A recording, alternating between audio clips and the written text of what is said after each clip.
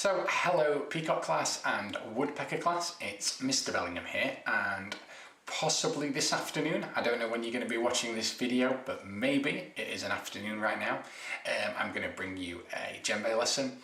Obviously normally on a Thursday afternoon we'd be in class and we'd be making music on the djembes together, but obviously we can't do things like that at the moment, so we had to think about how we could still bring you some level of music lesson and some level of djembe lesson even when we can't be together in school.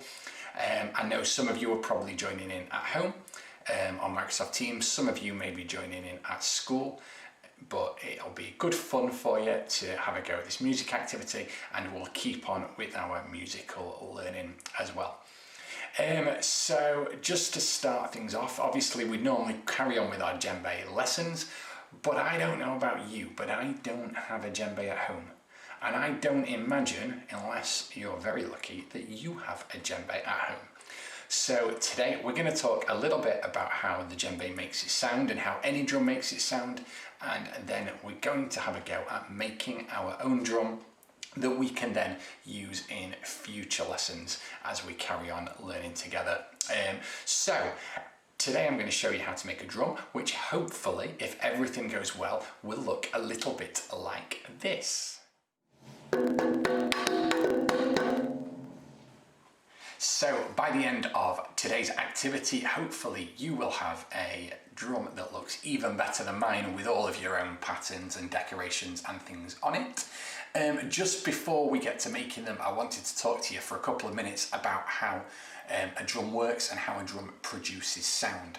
So if you think back to the djembes that we have in school, they're all different shapes and sizes, but all of them have the skin, the bit that we hit. And when we hit it, although we can't see it, it wobbles up and down, doesn't it? It vibrates.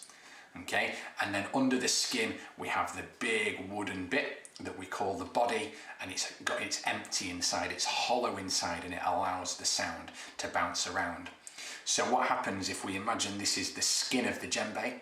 When we hit the skin wobbles up and down and sound comes out underneath, and the sound waves bounce around the body.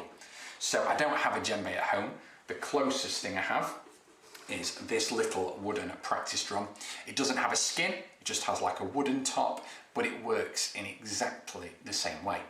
So if I hit it, it makes the wooden top wobble, and the sound bounces around the underneath, and the sound comes out the bottom.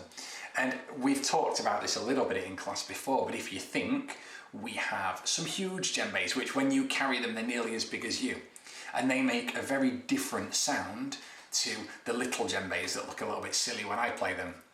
And you can see here in my practice drum that it's got a bigger side and it's got a littler side. So if we play the bigger side, which is a bit like playing one of our huge djembes, which are like the size of a year 2, it makes a particular sound. Now, I don't know how well you can hear that on the video, but to me in the room it's very low pitched and it's quite loud. Okay, whereas if I play on the higher side here,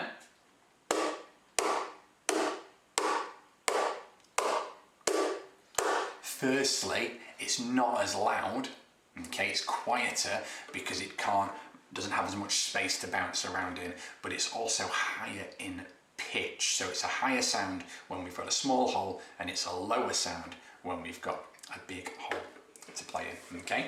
So that is how the djembe works. I know you would love to get your own drum made and get on with it, so there's a few things that you're going to need first, so I'm just going to show them to you and then you can go and collect them. Firstly, some sort of tin or can. This is just an empty coffee tin. You can see roughly the size of it. It doesn't need to be massive, but it does need to be empty. Do you remember we said the body of our djembe is hollow? So if you need to wait till you've had some soup for your tea or for your lunch, then that's absolutely fine. But make sure you start off with an empty tin or an empty can, an empty box, anything that you can use as the body of a djembe. You're then going to need something for the skin, so something like a balloon that we can stretch out over the top, that we're going to be able to play, to make wobble, to make that sound. Then some sort of paper or card that we can wrap round to cover up the fact that it looks like a coffee can, so it'll look like a lovely orange mini djembe. And then a few things to decorate it with. So I've borrowed these little tapes that I can wrap around it. I've borrowed these from Mrs. Bellingham, but I'm sure there's other things you've got in your house or your classroom, like stickers, stamps, googly eyes, flowers, anything at all. You can draw on it, anything that is going to make it stand out and make it unique to you. And then basic things like some scissors, like a ruler, so you can get things measured and get it looking great. So I'm going to get you to pause this video, find the things that you need, and then come back when you've got them and I'll show you how to make your drum.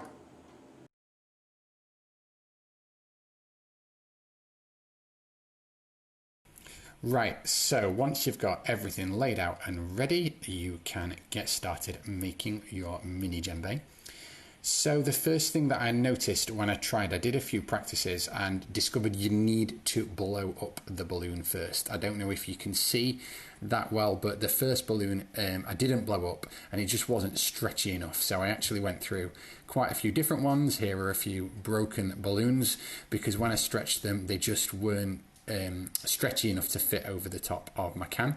So I blew this balloon up, got it really nice and stretchy, so it's ready to use as a skin.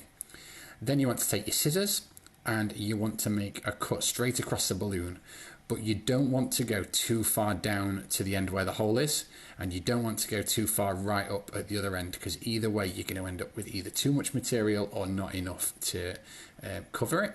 So you want to cut roughly in the middle of the balloon. You might want to get a grown-up to help you if it's tricky, but just cut right across the balloon so it's in two pieces.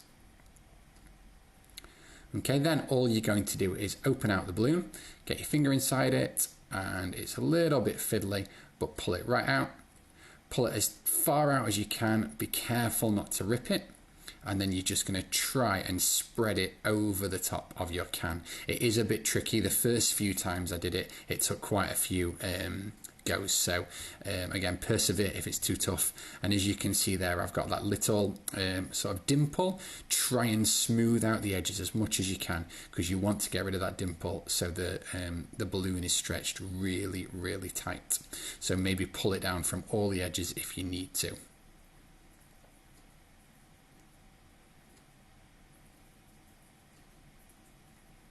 Okay, so then we've got a working balloon, but we want to get it decorated. So the next thing to do is just to measure the can.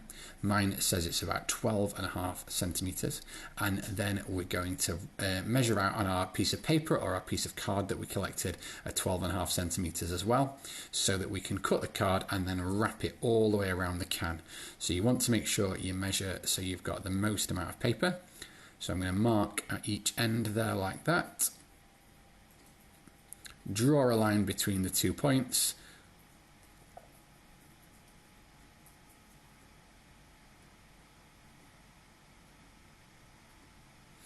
And then I can cut carefully along the line. It doesn't need to be totally accurate, but try and keep close to the line if you can, because it's just going to give you a slightly neater finish at the end.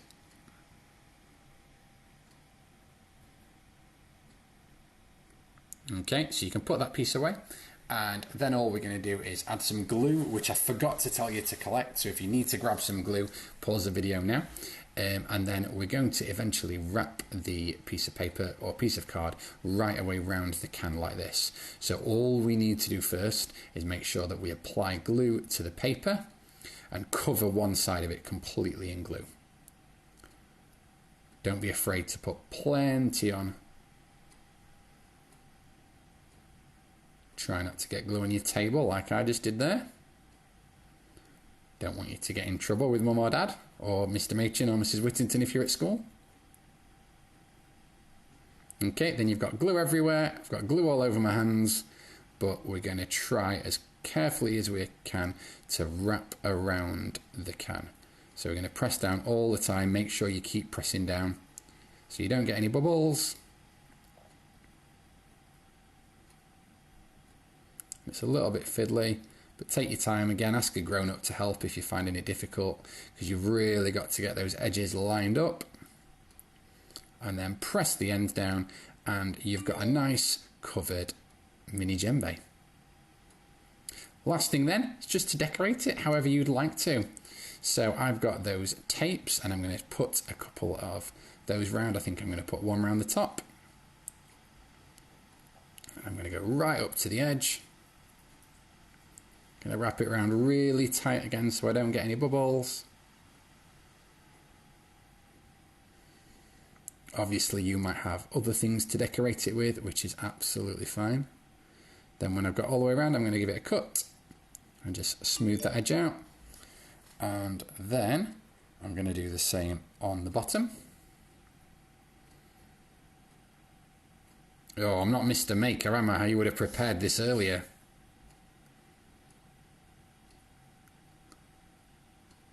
Oh, it's so fiddly.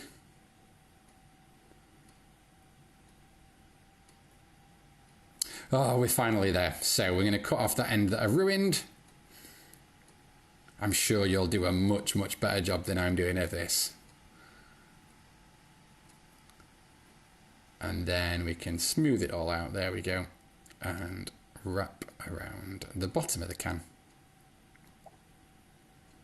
Okay, maybe go around once or twice, give it a cut and have it finished off. And like I said, remember you can decorate it however you like. So draw on it, stick stickers on, stick flowers on, stick anything you can find that you think might make a good decoration. I'm going to add some writing and a picture, I think, to mine, which you've already seen earlier on in the video, but it makes a great drum. So there you go, that's it. We've hopefully managed to make a mini djembe that we can use over the next 4 or 5 weeks for our lessons. Feel free to play with it. I want you to have fun with it. Use it with your teddies, use it at home to play along with your favourite song, however you would like to use it. Just make sure you look after it for at least the next 4 or 5 weeks so that we can use it in future lessons. I hope you've enjoyed making it and also learnt a bit about how the drum, like our djembe or our tin can drum, makes some sound and makes a lovely sound for your rhythms. So there'll be another lesson for music next week when we'll look at playing some rhythms on our drums. But until then, hope you enjoy your other lessons and we'll see you soon.